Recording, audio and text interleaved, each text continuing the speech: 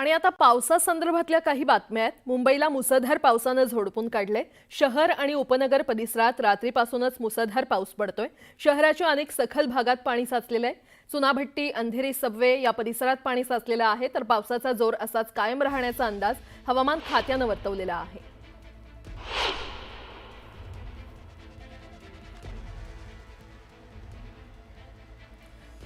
ही दृश्य आपण पाहतोय। मुंबईमध्ये रात्रभर जोरदार पाऊस पडतोय आणि सखल भागात आता पाणी साचलेलं आहे।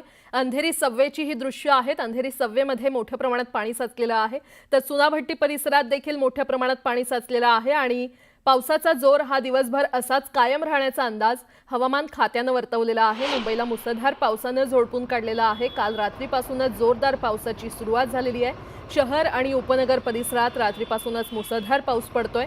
शहराच्या अनेक सखल भागात पाणी साचलेलं आहे, तर हवामान खात्याने मुंबई आणि ठाण्याला रेड अलर्ट जारी केलेला आहे। मुसळधार ते अतिमुसळधार पाऊस पडण्याचा अंदाज हवामान खात्याने वर्तवलेला आहे। चुनाभट्टी आणि अंधेरी सबवे परिसरात पाणी साचलेलं आहे। पावसाचा जोर असाच कायम राहण्याचा अंदाज हवामान खात्याने वर्तवलेला आहे।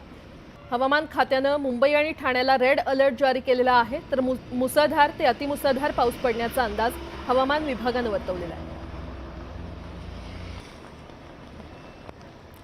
आता एक मोठी बातमी। डोंबिवली पश्चिम गुप्ते रोड शिवमंदिर शेजारी समितीने कोऑपरेटिव्ह हाऊसिंग सोसायटी ही धोकादायक इमारत शुक्रवारी संध्याकाळी खचली।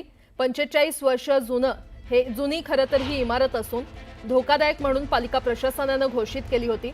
या इमारतीमध्ये साधारण 24 कुटुंब राहत असून 3 गाळे आहेत। रात्री 9:30च्या सुमारास ही इमारत खचली।